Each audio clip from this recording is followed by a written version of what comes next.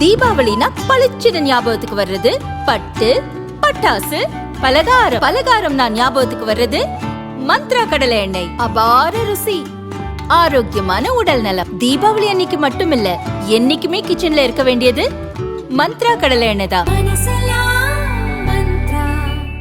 பீகார் சட்டசபை தேர்தலில் பாரதிய ஜனதா கூட்டணி அமோக வெற்றி பெற்றது.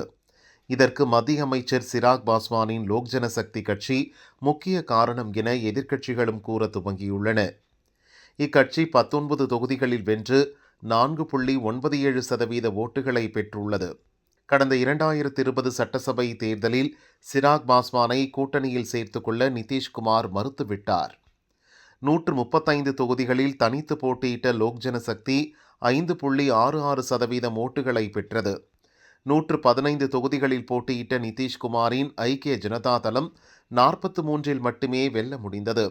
இதை உணர்ந்துதான் இந்த தேர்தலில் சிராக் பாஸ்வானை கூட்டணியில் சேர்த்து வெற்றிக்கனியை பறித்துள்ளனர். பீகாரை போல தமிழகத்திலும் வெற்றி பெற பட்டியலினத்தவர் ஓட்டுகளை பெற வேண்டும் என மத்திய உள்துறை அமைச்சர் அமித்ஷா நினைக்கிறார். தமிழகத்தில் 20% பட்டியலின மக்கள் உள்ளனர். ஏற்கனவே பாரதிய ஜனதா கூட்டணியில் இருந்த கிருஷ்ணசாமி, ஜான் பாண்டியன் தவிர மற்ற பட்டியலின கட்சிகள் அமைப்புகளை ஒருங்கிணைத்து கூட்டணிக்குள் கொண்டுவர அமித்ஷா முடிவு செய்துள்ளார்.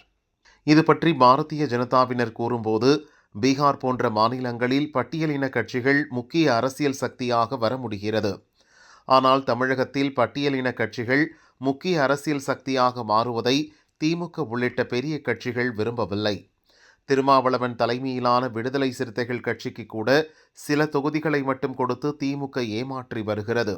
இதையெல்லாம் எடுத்து சொல்லி தமிழகத்தில் விழிப்புணர்வு ஏற்படுத்த தமிழக பாரதிய ஜனதா தலைவர்களுக்கு அமித்ஷா அறிவுறுத்தியுள்ளார் என்றனர்.